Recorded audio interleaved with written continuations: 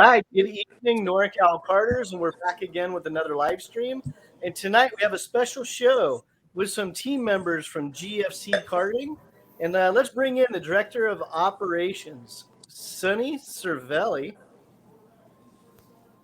Hey, how's it going, guys? I brought everybody in. Sonny Cervelli, thank you for joining us tonight. Yeah, of course. Thanks for having me.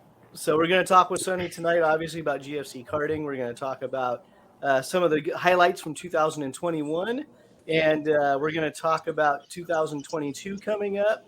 And then, like I told you earlier, kind of my style. I don't want to make it like just a blatant PR. It's let's get into the fun stories and stuff like that as well. So here we have Sonny Cervelli, and then next up we have Ayrton Littel. Team driver Ayrton Littel. So, Ayrton, where are you currently sitting? Utah or California? I am in Stansbury Park, Utah, about 10 minutes away from my shop at Utah Motorsports Campus, and in my simulator rig. In your sim rig. So we'll be talking to Ayrton about, again, 2021 and his plans for 2022. And you had a lot of good racing action in the 100cc class up there at Sonoma this year. So that'll be fun to kind of rehash. Yeah, for sure. Looking forward to it. And then probably the biggest name I've ever had on this show ever, the world tire changing champion. Was it 5-time running, 6-time running? Wesley Boswell? Yeah, 5-time. 5-time running. Yeah, and literally he spins wrenches in the pits. So, and you I think you maybe won a Super Nats. Yeah. So you can drive. Yeah. Yeah. You can join us for the old guy show. Yeah, way back in the day. Way back when show. I'm not going Masters yet. You're not. Not like some other people who went Masters. I'm not going Masters yet. You're not going Masters yet. All right. So again, thank you, gentlemen. And then, I forgot to introduce Ashley. So Ashley, here you go. Let's give you the spotlight for a moment. Hey, NorCal. So Ashley is the one that's been helping me behind the scenes, getting the stuff up and running. And she's the one who's like, Jason, you got to do this. Jason, you got to do that. Jason. So that's why we have live stream, because she is constantly texting or calling and saying, you need to do this. You need to do that. So this is Ashley. Everyone's telling Jason what to do. Yeah, well, I kind of need it, quite honestly. I need that kind of that kick. Yeah. There you go. Oh, it looks like 2003. Wally Boswell. Oh, yeah. That must have been the Super Nats. Yeah. On your Burrell in an ICC kart. Yes. TM powered. Yeah. Yeah. Going up against another NorCal favorite, Ronnie White. Yeah. Way back in the day. Way back in the day. Yeah. We might have to try to get more sound out of your mic there, Wes. Just a little bit. Maybe I can get a little closer. So let's jump into it. Let's get the I don't know what you call it. The boring stuff out of the way. The branding. So I know we're not going to squeeze any secret information out of Sonny on this podcast, I don't think, but we're going to try to. So Sonny, middle of the year, I think middle of 2021, you were promoted to Director of Operations with GFC Karting, and that's probably been a pretty fitting role with you. I mean, for the past couple of years, you were one of the guys that was always tearing down the tents, putting up the tents, cleaning everything, just kind of help all that, the unglamorous stuff in the background, just keep it flowing to help Gary out. So now that you're, a number of months into your role, how do you like it? Oh, yeah, I've been really enjoying it. For those who don't know, I actually started with Gary just as a driver of the team. Slowly started mechanicking every once in a while for him and started helping him at the shop and got more and more comfortable and more used to the whole program. So honestly, months before I had been given the title, I already felt like I was working in the position I had been given. But it's been great. I've learned a ton this year. I've made a lot of good memories, and I think the go-kart's going to be even better. Yeah, no, it's, Gary's had a lot going on, the past couple of years, and a lot of success, and he definitely needs someone like you in that role to just kind of help facilitate stuff. And I know you have put a lot of effort, and also the junior drivers. How is it working with a junior driver versus a senior driver? Yeah, working for the junior drivers is always a little bit different than really experienced senior driver. Sometimes the conversations have to be a little bit different to try and figure out what a junior driver needs. Sometimes you just have to coach them differently. It's very easy to forget sometimes with junior drivers that they're still learning. They're not pros yet. So you kind of have to give them the time of day, and give them a couple extra chances. And yeah, I mean, I enjoy it. It's always cool to see, kids join the team that are struggling or learning simple things like I did at Apex. And, by the end of the year, they're fighting for podiums. I enjoy it a lot. Yeah. And you guys have a lot of talent under that team, and a lot of good things happening over there. And so for those that are wondering where Gary is, Gary's basically he's out of communication right now. He said, "Nope, I'm turning off to the world for 3 or 4 days, and it's much needed." Which honestly, I was kind of glad. He said, "No, Sonny's going to handle the PR stuff on behalf of GFC Karting." Because I've talked to Gary quite a bit on the NorCal Karters podcast.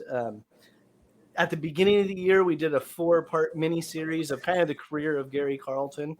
So I think it was pretty well documented already. And you guys do a great job on social media with the race events, things that are upcoming. The past couple of weeks, you guys are saying new for 2022, news coming soon. So you guys are like pretty good at telling the public, hey, this is what we're up to, or this is what just happened. So it's nice to have kind of a fresh face on representing GFC in the in your role. Yeah, cool. I'm happy you're happy to have me on. This will be fun. Absolutely. And then we'll bring on Ayrton. We'll bring on Wesley here in a minute. But why don't you run down for 2022 what you guys are going to be, where you're going, what you're supporting, any new product features that you're going to drop tonight. Your new factory driver, Jason Berry. I don't know if anyone knows that, but that's breaking news. Sonny just found out about that just now. You heard it here first. There you go. So why don't you tell us about 2022? What are your plans? Factory 206 Masters. There you go. No, I was actually going to run Swifter Pro. Oh, yeah. So our season's going to start at Tucson in about a month at Challenge of the Americas. As always, we're going to run all of the Rock Challenge of the Americas. We're going to do all the Rock Sonoma. We're going to go pro karts. We're going to do the pro tours. Some of the other things we're going to do is probably the Rockfest West, and then obviously all the Vegas races, and any other interest from customers will take us to where we need to go. I mean, we always we don't have everything 100% set in stone. If we have enough customers that want to go run something that's not on the schedule, obviously we can make adjustments. So, yeah. So again, another full schedule for GFC Karting this year. Yeah, of course. It'll be just about every weekend. We'll be at the track and we'll be at the shop every week working. Yeah, and then why don't you give us like 1 or 2 highlights from 2021 that just really stand out in your brains? Like, man, whether it was on the track, off the track, just something that went down in 2021 is like, man, that was just a cool memory. I think my favorite part about this season, for a lot of people, they look at GFC in the past as mainly a shifter kart based program. And in the last 2 years, we've really pushed in the mini karts with the cadet line and in all of the 100cc stuff with the SS31 tag chassis. And this year we had not once, more than once, a couple times actually, where the cadet kart, the tag go-kart, and the shifter go-kart all won on the same day. And for me, that said a lot for our team. And, the first time we had it happen, right, we were ecstatic. It was an awesome day. And by the end of the year, we started to almost get used to it, right, because it happened a couple times. And I was like, man, this is going really good for us. And I think that says a lot when a team can win in multiple categories in a day with all 3 different go-karts. So that was definitely my favorite part of the season. Yeah, that is quite an accomplishment. And I know Gary said in the past where that mini program on the chassis side is so hard to try to develop when, pretty much none of you can fit in a cadet kart. And it's like you're relying on, an 8 to 11-year-old to give you that feedback. And then you're also watching everything going on. So to see you guys have that success, that's just really neat to see. Yeah, I appreciate it. And then speaking of that, let's bring Ayrton up. So Ayrton's running the GFC chassis. and you've been competing in the 100cc class. I know you from the Sonoma stuff, and man, there was some great racing going on at Sonoma in 2021, and let's just say it, the tag stuff. Tony Kart has dominated the tag scene for many years, and you guys showed at many different levels. You got Sonoma, which is obviously your home track, and then you go to the big national races, and GFC's up front. What's it feel like to be a part of that program, knowing that okay, we really need to prove ourselves with the 100cc stuff, and you guys did that. Yeah, it's really been cool. First off, I went into the year not really expecting to do any of the racing that I did in the 100cc category or any of the racing in Sonoma. I was really fortunate to find an opportunity early in the season that allowed me to do that. But competing on the SS31 tag chassis and competing on the GFC, it's really showed me that a lot of places it's really easy for a lot of people to go with the grain and just do what everybody else is doing, because that's seen as the easiest way to be fast and the easiest thing to do. But the more time I've had on these karts, the more I've realized like dare to be different, right? Do something better if you can. And these really seems like this program's been able to get it done. We've had a lot of success. I've driven OTK and GFC a lot back to back out here in Utah, out in Sonoma, all over California in the last couple of years. And I've really been happy with the chassis. I think that it's one of very few things that can actually get it done and win up top against a sea of what is the opposition right now. Yeah, well, I mean, down in Vegas, Jake Drew put it on pole, right? Yep. I mean, that's biggest race of the year. Let's just put it on pole. Just pretty casual. Yeah, and it's been a really good platform, not only as a driver, but also as a smaller on the regional level, a team owner out here in Utah. It's something that I trust not only as a driver and something that I put myself in a race, but it's equipment that I sell. It's equipment that I back my business with, and it's something that I represent out here in that aspect as well. So it's been a really cool thing to be a part of in multiple aspects. And I know you're from Utah. You've been coming out to the California stuff. What have been some of your highlights for 2021, whether it's at Sonoma or some of the other tracks? What's a couple of memories that just really stand out for you? Yeah, I think certainly a lot of unexpected, really thrilling moments this year for me, things that I never thought I'd have the opportunity to do this year going into it. But I think for me, the one that really stands out, the one big accomplishment that I had this year was having the opportunity to host Gary and Sonny and the factory GFC operation out here at the SCUSA Spring Nationals at my home track. My business and my shop has a residency out here on site at the racetrack, and we were able to utilize that to its full potential and store over a dozen drivers indoors without any need for major tents, major infrastructure, get everyone a nice temperature-controlled space, get everyone nice electricity, really use and maximize my business's assets for the benefit of everyone on GFC. So to be able to put the hard work in early into the season and provide that is a part of the program for everyone really was really cool to show what my business can do and to show what we can do out here in partnership with GFC. So, Sonny, were you happy you didn't have to tear down and set up the tent one extra weekend? Oh, yeah, of course. I mean, anyone in the industry knows that Sunday's always fun because it's race day, but as soon as the finals are done, it's the not-so-glorious part of the job that we all are faced with. Yeah, I think for sure you asked me another one of my favorite things in the season. Definitely Ayrton highlighted it. Utah was a blast being in the garages with him, and we were all super thankful, and it was just a great time. Very cool. I like that perspective. It's like you helping out the team was a highlight for you, not any of your accomplishments on the track. That's really cool. And then let's bring in Wesley Boswell. How do we introduce this guy? Have you been around karting for any number of years? I mean, you remember him as a racer. If you're old like me, it's like, oh yeah, he used to be really fast. We mentioned it earlier. Super champion. What do you mean used to be? Used to. All right. So on that, when was the last time you drove a kart? A couple weeks ago. Now, were you faster than Eddie, or was Eddie not out there? A couple weeks ago when we tested, I was quicker than Eddie, but not by. We were within the same tenth. Is it getting a little bit harder for you where it's like, okay, maybe 5 years ago you hop in a kart at any given moment and say, oh yeah, this is easy. Now it's like, oh, I'm going to have to work a little bit more extra to lay down that same time. Wait, it's not the hard thing is like in Sonny's case, Sonny used to drive and Sonny was fast. Sonny won races, but now you fall into the role where you start working and you become more of a team, a team manager, a big team aspect, and you can't drive like you used to, and you play a role that you have to be there, be in the pits, you have to watch everything, so you don't really get the time on track like you used to. So because you don't have the time on track, you start to lose a little bit of that edge. But I don't think it ever goes away.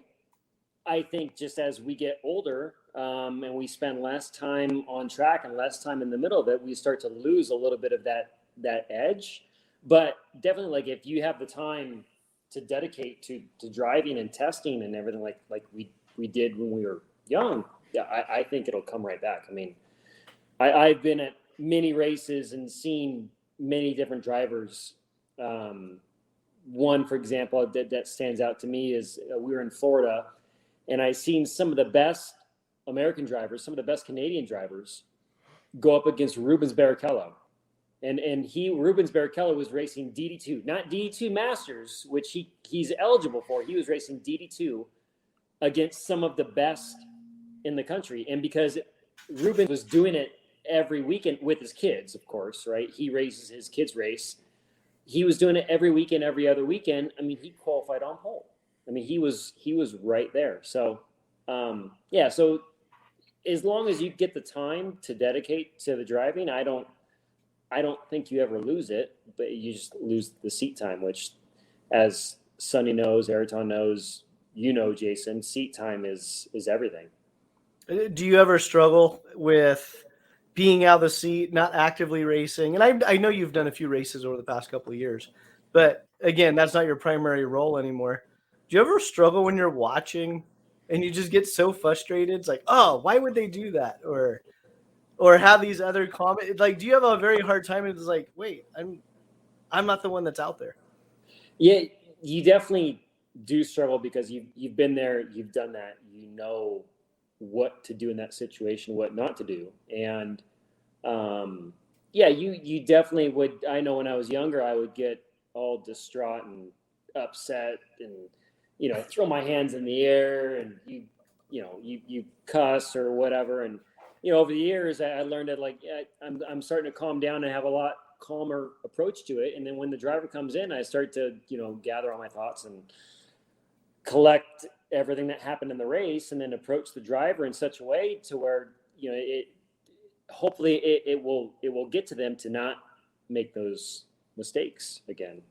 And that's one of the hard things, is getting to the driver and getting them to understand and to realize, like, most of it is getting them to calm down. That's because they get excited, they get into certain situations, and you make a mistake.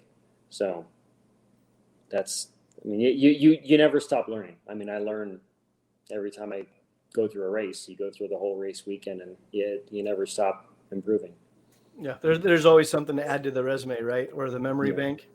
Yeah, always something. Every race, there's something, and that's something that I've explained to the current driver and the driver's father that I'm working with, Eddie Shimon, is the experience. That's something that you can't buy. You can get the best equipment, you can get the best engine builder, you can get the best of everything, but the something that you can't get is the experience. And like Ayrton, or you were talking about Ayrton, he got a lot of racing this year in NorCal, and with every race you do, you gain more experience. I mean, every time you make a mistake, you better learn. If you're not learning from your mistakes, then you got problems. And that's the whole point in doing all these races. Jason, even when you and I were racing back in the day, like, I made mistakes, you made mistakes, and the thing is, you got to learn from that. And it learn to not make those mistakes again, and that's what is going to make you a better driver, is the experience. Yeah, that's well said. Yeah. Very well said. And what was some of your highlights from 2021? As a mechanic, as a driver's coach, you're kind of in a unique position. You already mentioned Eddie Shimon. So, that was your primary driver. His teammate, Ayrton Littel right here. You guys worked pretty closely together all year. So you're on the GFC product. You're kind of your standalone deal, though, next to it. I mean, you roll in with that big, 30-foot, 40-foot kitchen? Yeah, it's like 40-something feet. Yeah. 40-something foot kitchen. Yeah. So what was some of your highlights from 2021? I mean, I would definitely say the championship for Eddie was huge. That was a tremendous accomplishment on his part, and going along with that, Ayrton getting second in the championship and several race wins for both of them. Looking at where Eddie's come from and where Ayrton has come from, and being able to do that at the local level on the GFC tag chassis, and even at the we had the Rockfest race up there where we had some of the people from LA and some people from other areas come here, some new competition. We still we didn't win because again, we made mistakes and we learned from our mistakes when we had that experience, but we showed really, really good speed. In my opinion, we should have won the race, but I would say that championship at Sonoma and with Ayrton and Eddie finishing 1-2 in KA 100, or not KA, sorry, 100cc senior. 100cc. Yeah. Yeah. Well, since you bring up KA, and then we'll go to Ayrton, we'll go to Sonny on this question. Specifically at Sonoma, they were running the 100cc VLR/KA combined. Going into 2022, would you like to see that again? The opportunity when it comes to the Vortex stuff. From my experience in this sport, I'm kind of a split decision. I like seeing the option of having both engines to choose from, but going along with that, knowing what I know, it seems like it's better just to stick with one. I think ultimately it's more successful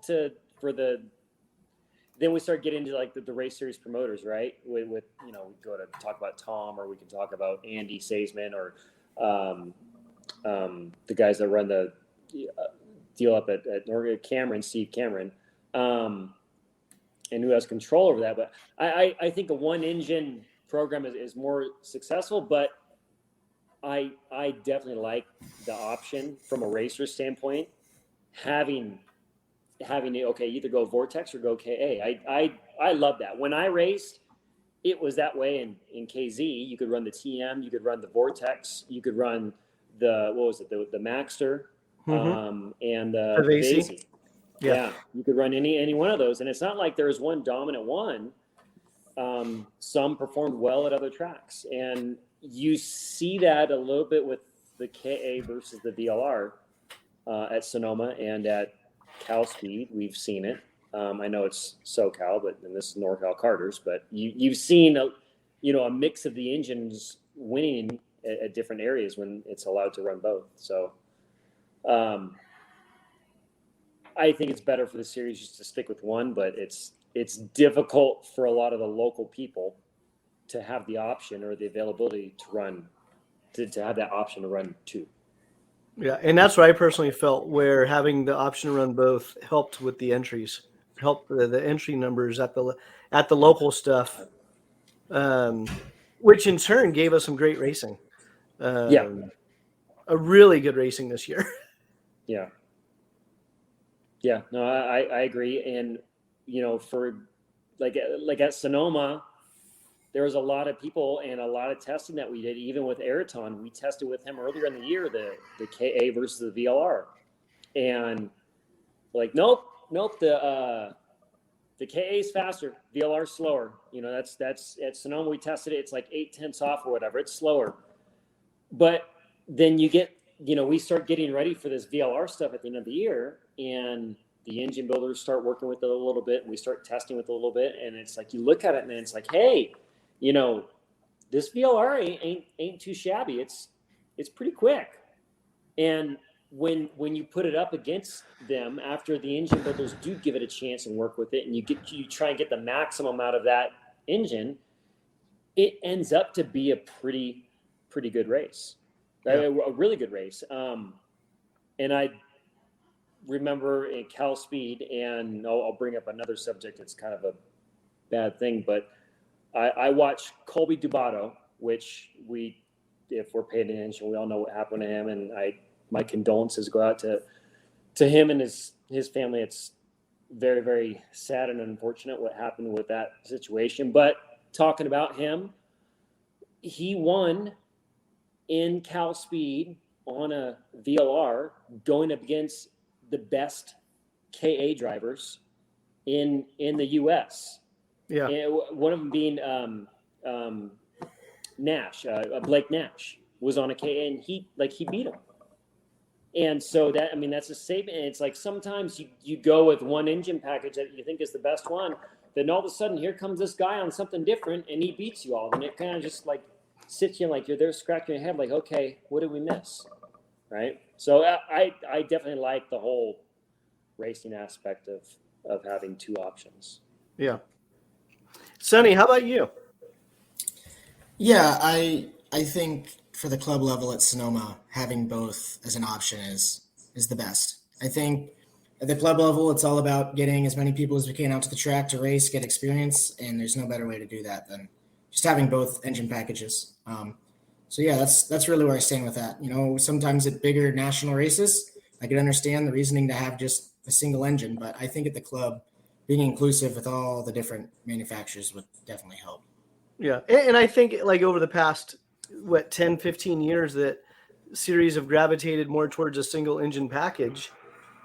At the national level, you really can't argue with the entries. I mean, it has been I think it's been a great selling point to get more people on the track at the national level.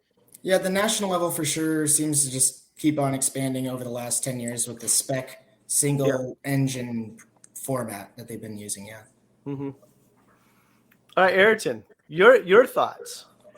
Yeah, I mean, I think Sonny kind of hit the nail on the head right there with what it means to have that on the club level. I think that when you get to higher levels nationally and even really higher competitive levels regionally, one engine's going to be the fairest way to do it with everyone when it's all said and done. But then you've got to look at the club level with kind of a different standard. You got to look at it in a different light, because I know out here in Utah, KA was kind of the first popular 100cc engine in the modern era, and as such, it's what pretty much everyone has out here.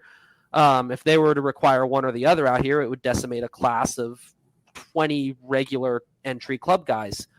So I think it really, really at the smaller level, at the club level, like Sonny was saying, getting people out on track is priority number one. Referencing actually kind of a different thing that they did in Utah, but something just to get a class started, because there was no 125cc racing out here, period, for a while. And we really wanted to get it back. We wanted to see people who may not be the most experienced or be full-time karters, but that have this older secondhand equipment, and we want to get them out there. We want to grow the sport, and we want to give people another option if they want it. So we literally have a run what you run open 125 class, and it attracts people with used Rotaxes, older Leopards, older X30s. And yeah, it's one engine's going to be better than the other, and it's spread out racing, and someone has an advantage, but it's really, really, it's club stuff. People kind of start ballasting each other and leveling it out, and we find out what works and what doesn't. And I think that's a much different light when you look at that compared to the national stuff, and you really kind of answer the question differently in terms of what works and what doesn't, because that's so left field and something that really wouldn't work in many places. But when you look at a small club with a class that literally didn't exist and you've created something out of nothing, it can be really cool.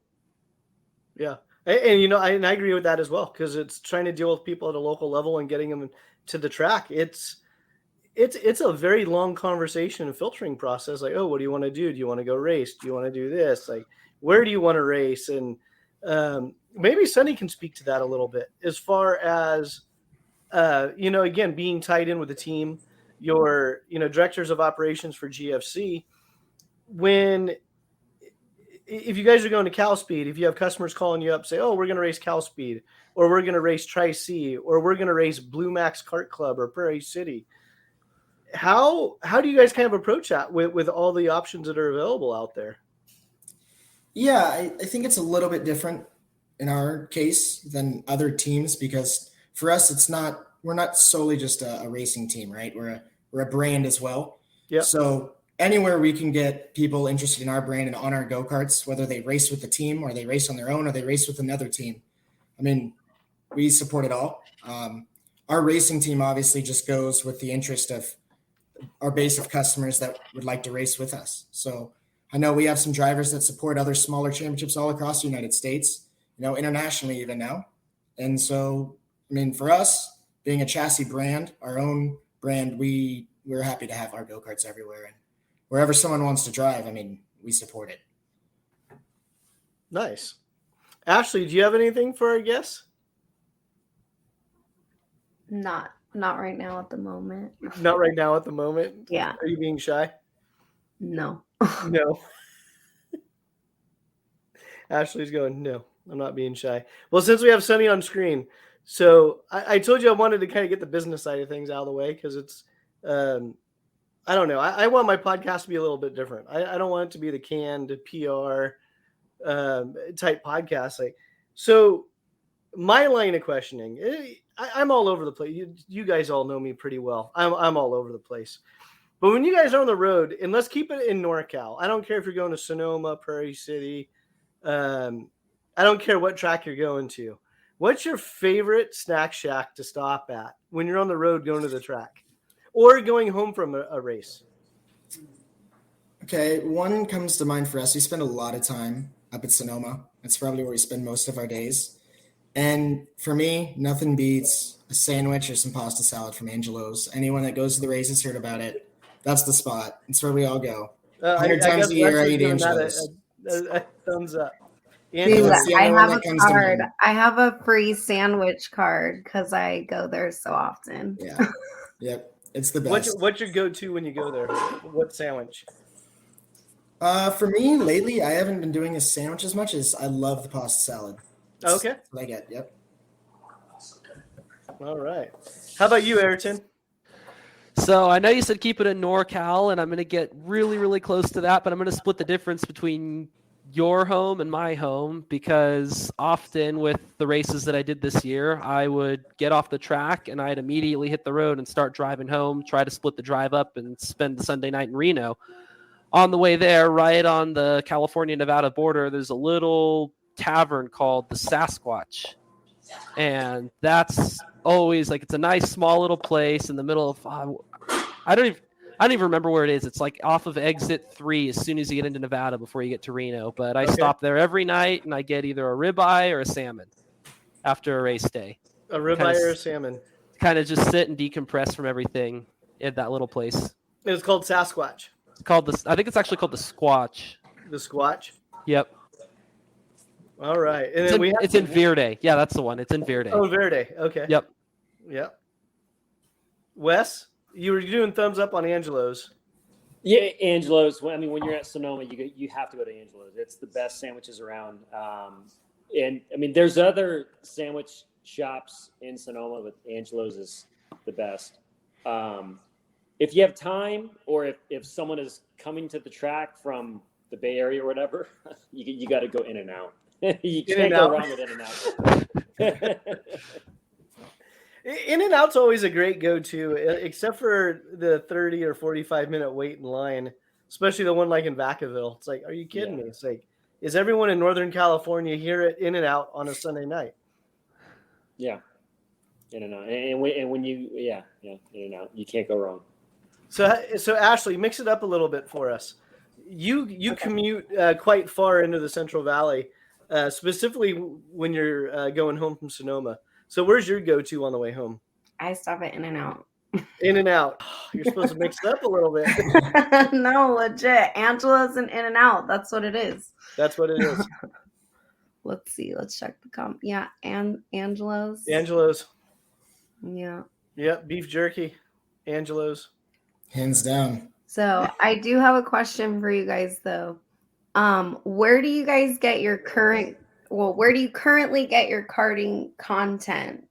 So like if you didn't hear it from NorCal Karters, where do you hear it from? I see a lot on all my social medias. That's basically all my social media accounts are. You scroll through, it's just go-karts, friends from way back whenever, go-karts. Yeah. So there's a bunch of different media pages and everyone that does a good job. And honestly, I'm at the track so much too that just seeing people at the track conversation, I keep up to date that way. Yeah. Ayrton, how do you keep your NorCal information going? Yeah, I mean, obviously, you guys are kind of the one-stop shop for that first and foremost. But kind of like what Sonny was saying, right? A lot of us, if we're in the sport and we're this diehard about it, we really don't have too much going on in this like in the amount that this takes over our lives. So I go on social media. And it's usually the first thing I see is whatever's going on in the karting world, and then I'll call my buddies. I'll talk to my buddies all the time, and it's always the grapevine. Okay. Wes, how about you? I'm the same. It's basically like whatever's posted on Facebook because I'm a Facebooker. I go on Facebook and no, I don't spend a ton of time, but it's like whatever feed comes up, whether it's NorCal Karters posting something, eKarting News posting something, or what used to be around as like Kart 360. Whoever is posting stuff on there that comes up on the feed, I mean, that's what I'll see. Or just being at the track every day and talking to the locals that are out there and hearing what's going on and hear what people are thinking or maybe doing that isn't out there on social media yet. But to answer your question, yeah, it's basically whatever's on Facebook. I don't physically go on eKarting News or NorCal Karters. I don't really go on those websites that much. I just go on social media. I don't have a Instagram. I probably should. I don't. I just whatever's posted on Facebook, honestly. Okay. Yeah. So that's how you can tell the different generations. Wes and I are on Facebook. The rest of you are on Instagram and probably TikTok. Yeah. Yeah. Jason's been a little obsessed with TikTok, saying we need to get on TikTok lately, and I'm like, it's not doing it. It's different. I'm not doing it.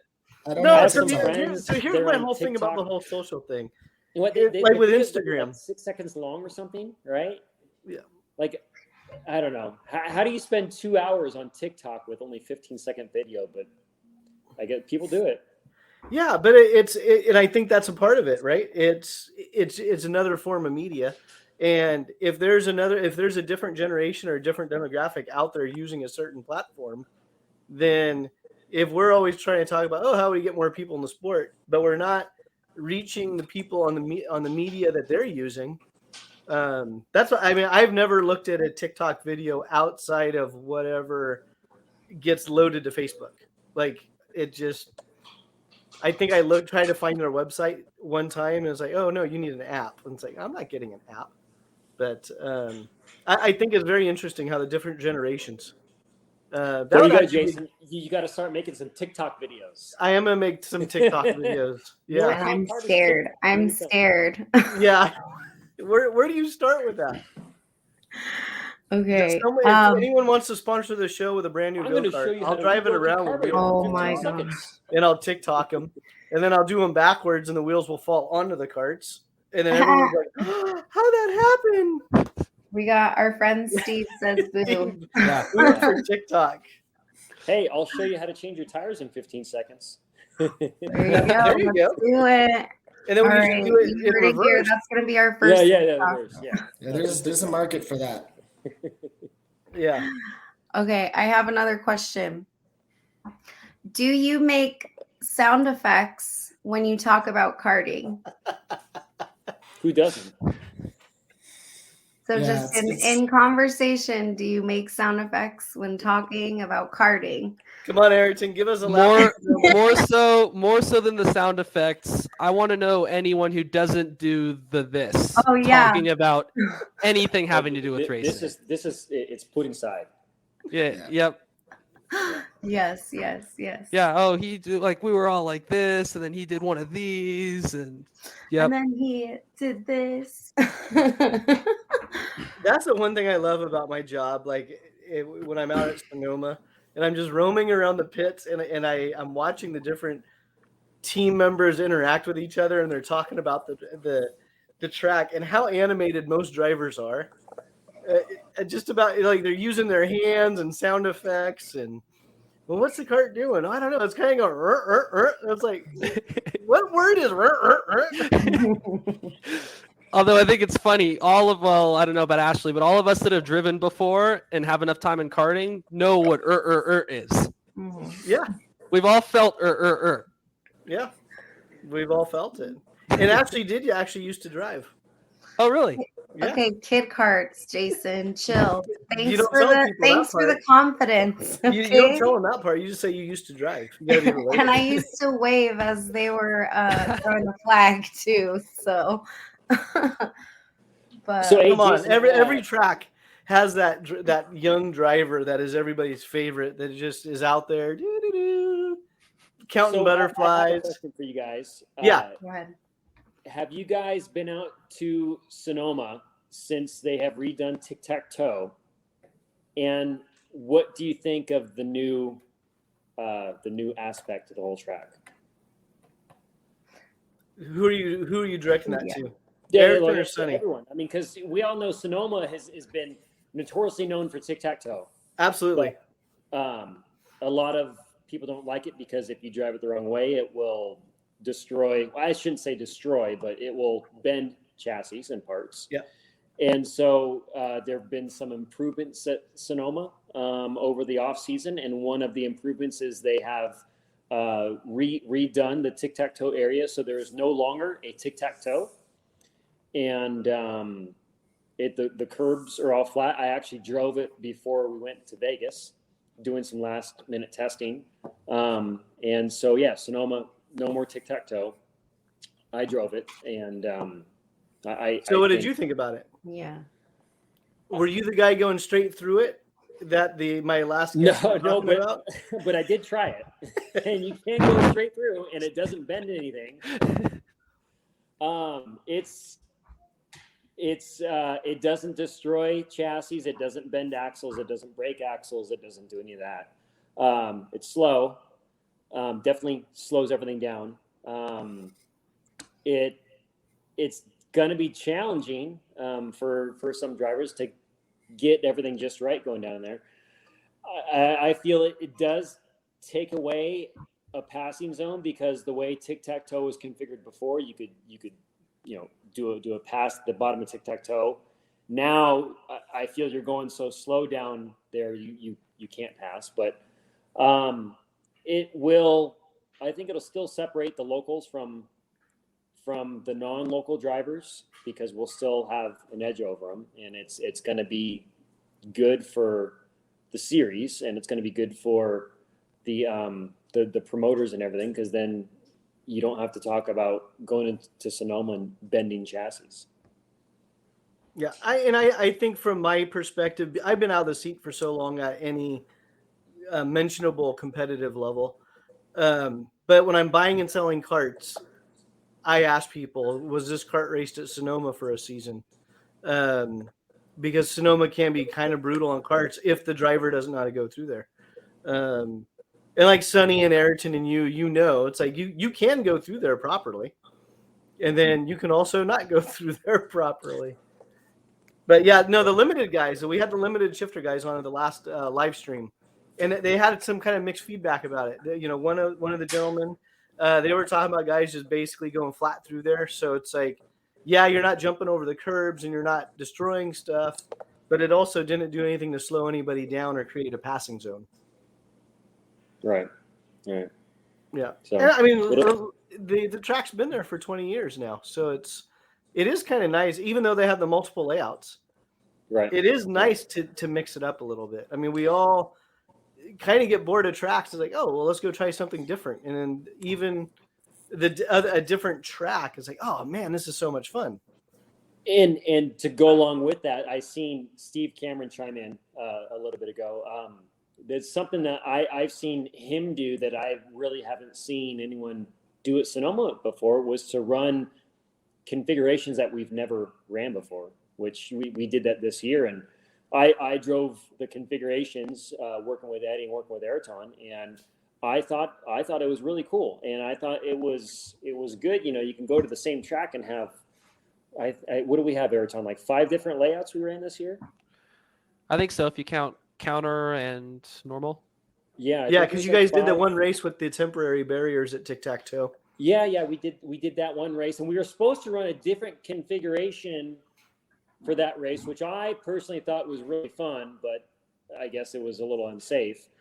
But that's one thing I like about Sonoma, and hats off to Steve Cameron for doing that and mixing things up and trying to keep everything fresh every race. You know, it's different. Yeah, it makes it exciting for people. Yeah. So, Ayrton, have you been out there with the new Tic Tac Toe or no?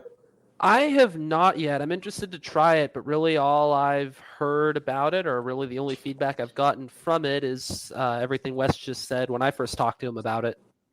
Okay. Now, how about you, Sonny? Yeah, I haven't personally driven it, so it's hard for me to give a true, honest opinion on the section. I've been out there 1-2 days that they've been running it now, and the first time they did the pro national turn, so we didn't actually use that part of the track, and then the second time was in the wet, so it wasn't really a true reading of how it was going down there. But again, I'm all for it. The other section was fun. It wasn't very forgiving, and with it always being a club series that mainly runs up there, except for 1 or 2 races a year, I think that this is going to attract a lot more of the guys that maybe before, are kind of deterred by the thoughts of damaging their chassis or something like that. So I think it'll be okay. It'll be good. Yeah. Yeah. All right. What's up? What do you have next, Ashley? Okay, so earlier I wanted to ask Sonny what his his NorCal memory, racing career memory was. What my favorite NorCal memory was? Yeah, sorry, your favorite NorCal racing memory. Oh man, that's tough. I don't know if Wes talked about any of his, but I do remember when Wes ran a race once with a throttle cable that was broken. And when I was really little, that was cool to watch him drive with the linkage on the carburetor. That was pretty cool.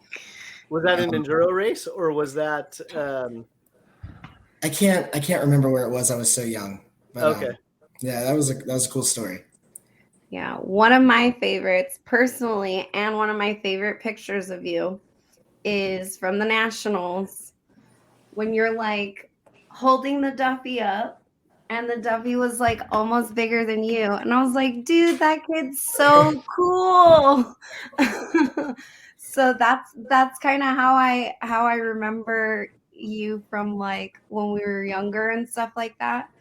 But another question I have is how does it feel seeing like kids that you used to race with in like professional motorsports racing, like Logan Sargent, for example, and stuff like that? Yeah, I mean, I'm 24 now. So everyone I grew up with that either was going to make it or is still trying to make it, right? You're starting to see a lot of the guys I race with all making it into different forms of motorsports, and it's cool. It's really fun, to be buddies with kids at the go-kart track, and years later they're professional race car drivers, and they might be famous and everything, but you can still text them, you can still call them, you're still buddies. It's cool to see. I mean, in no way do I look at it as like, man, I wish I could have been doing that. I'm honestly just happy for them. It's cool to watch a race and like I've raced with him, I've raced with her. I enjoy it. Yeah, it's cool to see. That's awesome. Yeah. All right, Wes is back. Wes, what's your favorite NorCal memory from a race in NorCal? In your while you were driving. From a race in NorCal, that's going to be going back. Yeah. Who remembers Kart Sport? Jason, you remember Kart Sport? I remember Kart Sport. Yeah, I don't know if Ayrton remembers Kart Sport. Sonny, do you remember Kart Sport? I remember it going on at Sonoma. Yeah, I was really, really young. So Kart Sport was a magazine back in the day, and they had a race at Sonoma called the Kart Sport Grand Prix.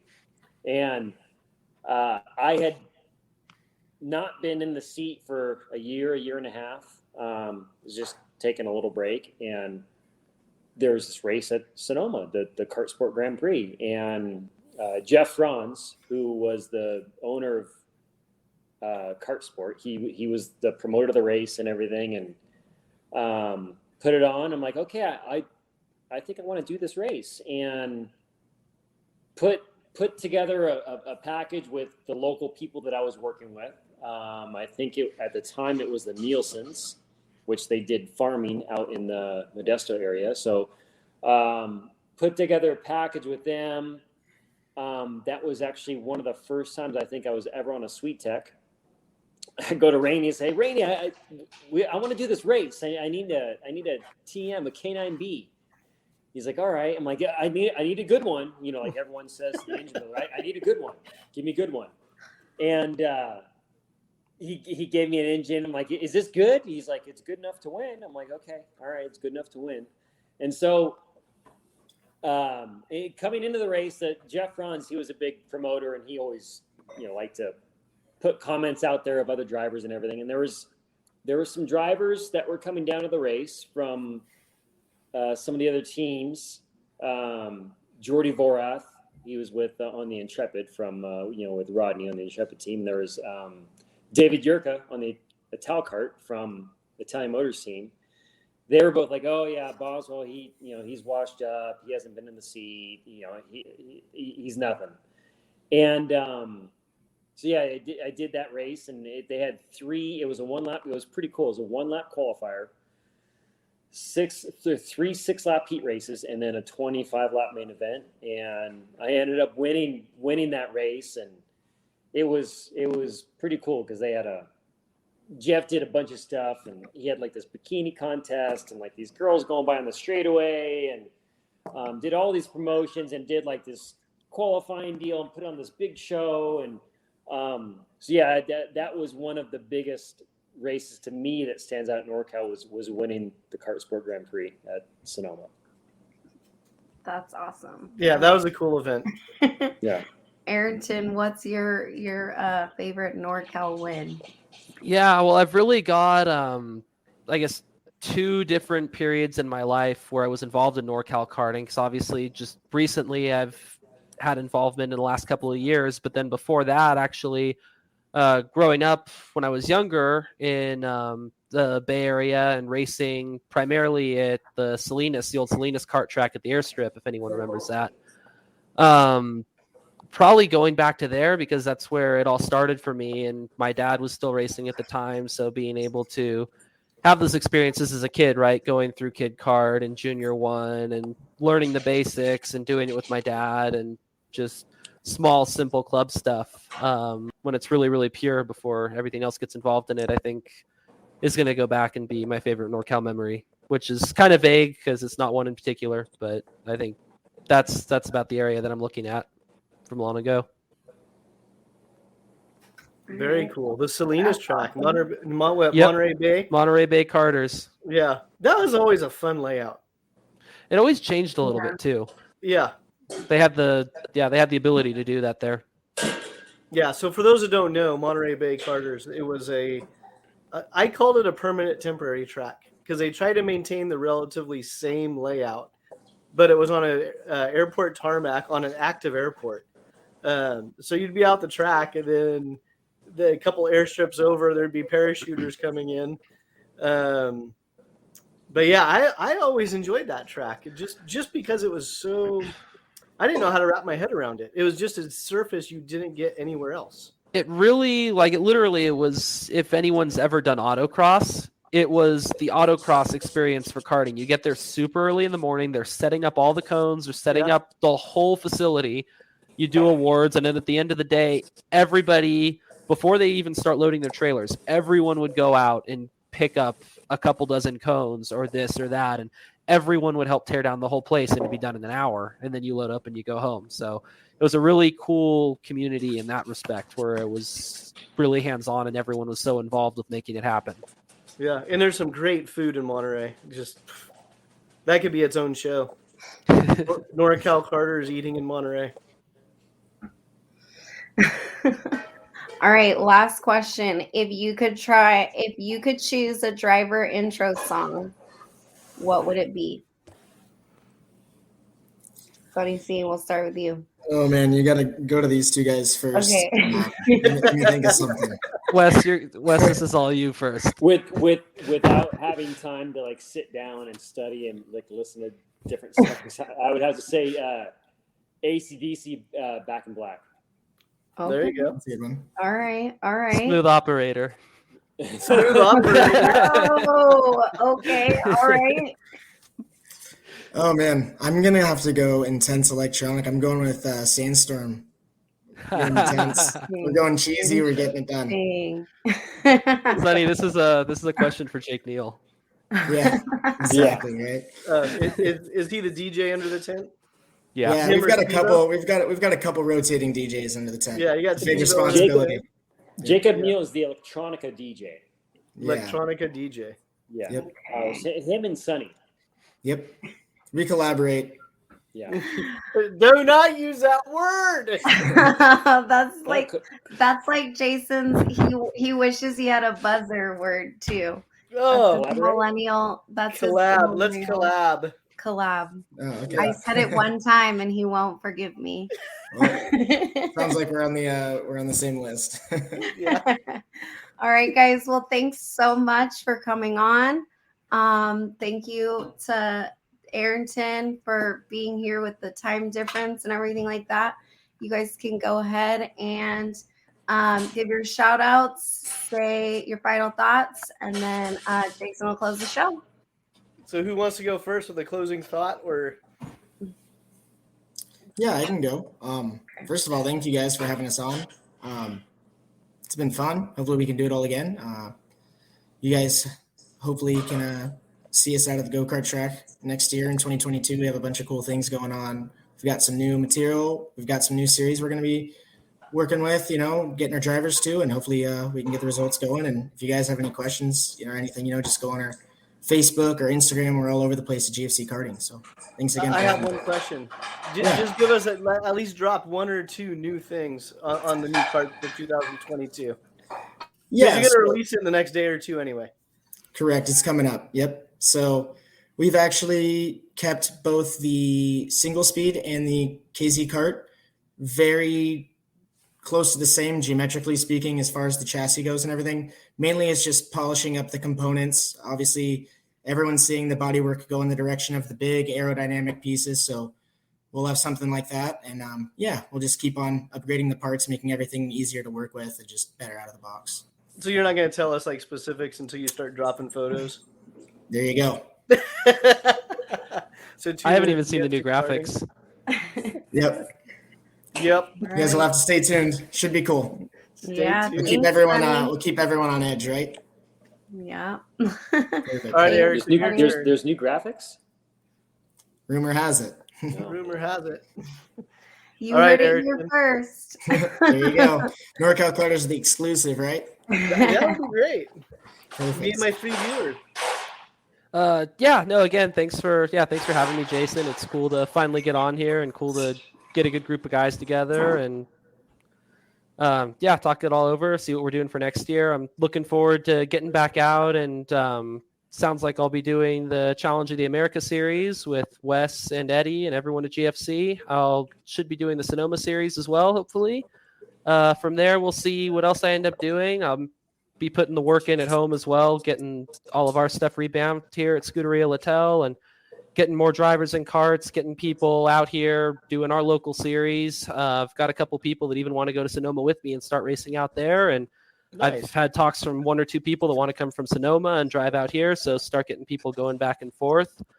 And likewise, if anyone's interested in coming out here and driving, come reach out. We've got a great facility out here. It's really not too far away, and I'd love to have you. I'd love to help you get out here. Perfect. And then plug your shop name out there. Yeah. The shop's called Scuderia Littel. You can find it on Instagram, SCUDERIA_LITTEL. We're also on Facebook, and we'll have a new website coming out soon where people can see a list of all our services for storage and anything else they can need on site at the racetrack. Nice. And again, that's it. What do you call it now? It's not Miller. It's called Utah Motorsports Campus, just half an hour away from Salt Lake City, right off of I-80. Perfect. Wesley Boswell. Final thoughts, final words.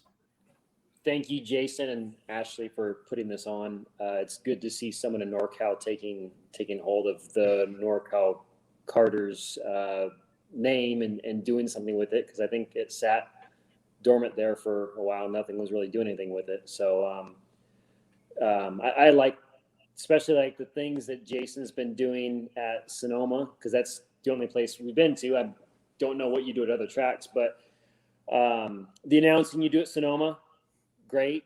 The live feed that we've had at Sonoma, I think this year, that was huge. For everyone on many aspects, and everyone enjoyed the live feed from that. So thank you for doing that, being a part of that. And just thank you to everyone in NorCal that tuned in to watch this, and let's keep racing, NorCal. Yeah. And for those that don't know what Wes is talking about, Rock Sonoma, they do the YouTube live feed. We had the last 3 or 4 races, all the main events were live streamed. You can find it on YouTube under the Rock Sonoma page. Then obviously on NorCalKarters.com, I shared a bunch of the content as well.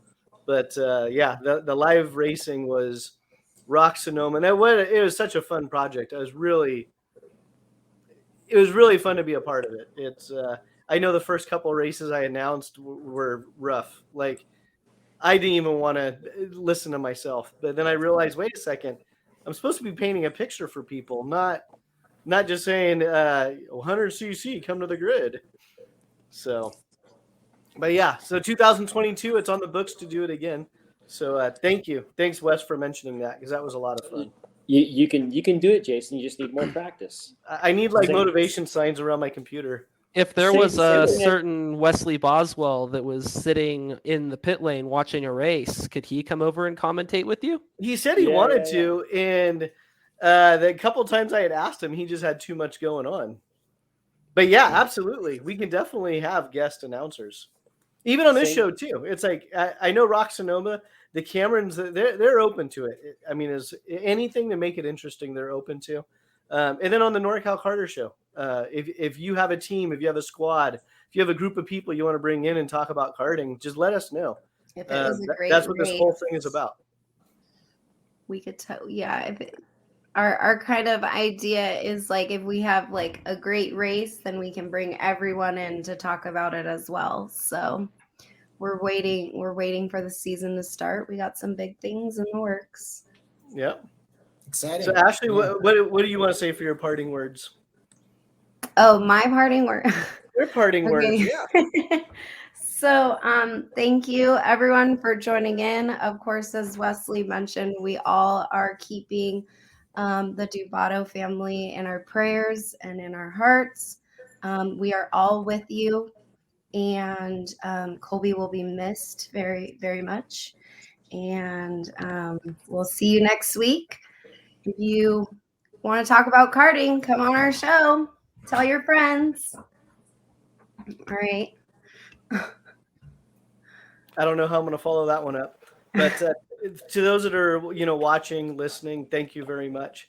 Ashley and I, we've been going back and forth. The first year that I started doing the podcast, it was like I called it the year of the club, and that was 2020. And then 2021 was kind of the year of the promoter. I'm not a race promoter. I'm trying to help promote other promoters. And, I really try to get information from the promoters on the prizes they offered.